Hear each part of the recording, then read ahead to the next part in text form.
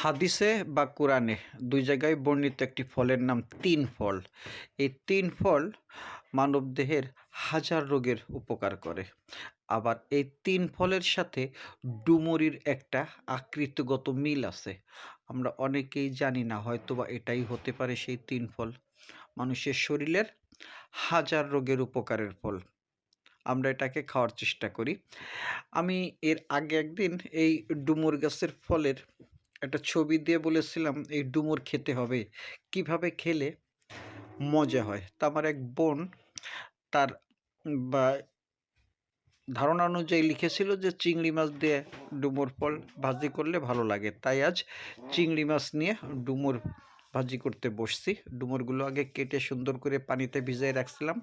এখন আবার সেই ডুমুরটাকে কিছুটা গরম পানিতে সিদ্ধ করে নিব।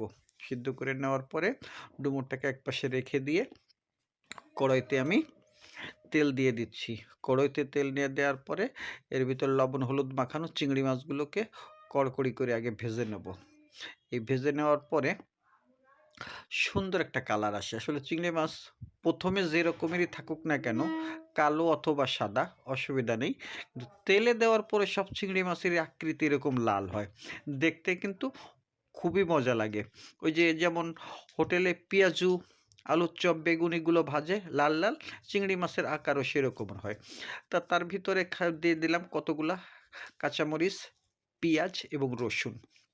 এবার এগুলোকে মাছের সাথে একসাথে ভেজে নেব। দেখেন যে আগুন, কি পরিমাণ আগুন জ্বলে এই মাটির চুলাতে। ঠিক যেন ইটের বাটায় ইট পোড়ানোর মতো আগুন।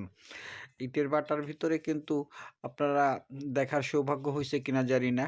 মাটির কাঁচা ইট পুড়িয়ে যে পাকা হয়, তার ভিতরে যে কি পরিমাণ আগুন জ্বলে, এটা দেখার সৌভাগ্য সকলের হয় নাই। এই মাটির চুলায় রান্না করতে বসলে আমার এই ইটের বাটার কথাই মনে পড়ে। এখানেও কিন্তু আসলেই প্রচুর পরিমাণ আগুন জ্বলে, লার্কি যদি সুন্দর থাকে।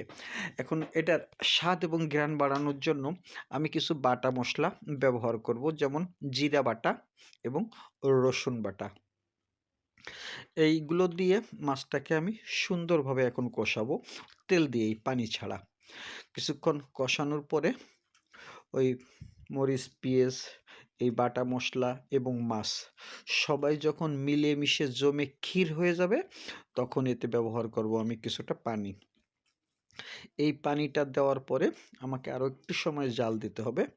জাল দেওয়ার পরে যখন এরকমের একটা বলক উঠবে, তখন ওই যে সিদ্ধ করে রাখা ডুমুরের পানি ঝরানো ডুমুরগুলোকে আমি এর ভিতরে দিয়ে দেব। দিয়ে দেওয়ার পরে এখন আমাকে আরও কিছু সময় জাল দিতে হবে। চেষ্টা করা উচিত যে যতটা সম্ভব ঢেকে রান্না করা। তবে আমাদের সমাজে একটা কথা প্রচলিত আছে, সেটা হলো যে তরকারিতে পানি দেওয়ার পরে যদি বেশি সময় ঢেকে রাখি, তাহলে এই তরকারির তেলটা নাকি সম্পূর্ণ কড়াইতে ঢাকনায় লেগে যায়। কড়াইয়ের যে ঢাকনা থাকে, এই ঢাকনায় লেগে যায়। এই তেল ঢাকনায় লেগে যায় এই ভয়ে অনেকেই কিন্তু আমরা ভাই এই তরকারি ঢাকি না, কিন্তু এটা ঠিক না। যাই হোক, আপনার ইচ্ছা, আপনার অভিরুচি। এখন বিষয়টা হচ্ছে যে আমাদের এই ডুমুর বা তিন ফল আকৃতির ফলটাকে সুন্দর করে খাওয়ার জন্য আমি আমার সাধ্যমতো চেষ্টা করেছি যে একটা শেপ তৈরি করার, একটা সুন্দর রেসিপি যাতে কেউ দেখে পছন্দ করে। প্রজাপতি ওড়া শুরু করছে মানেই বুঝতে হবে যে স্বাদ এক অন্য রকমের অনুভূতি এর ভিতরে অপেক্ষা করতেছে। খেতে বসবো আমরা, প্রজাপতি তার উপরে ভালোবাসা ছড়িয়ে দিয়ে গেল। খুবই ভালো লাগতেছে। আশা করি আপনারাও পছন্দ করবেন এবং খাওয়ার সময় কতটুকু স্বাদ অনুভূত হলো সেটা আপনাকে ছোট্ট একটা রিলস ভিডিওতে জানাবো। কেমন? ধন্যবাদ।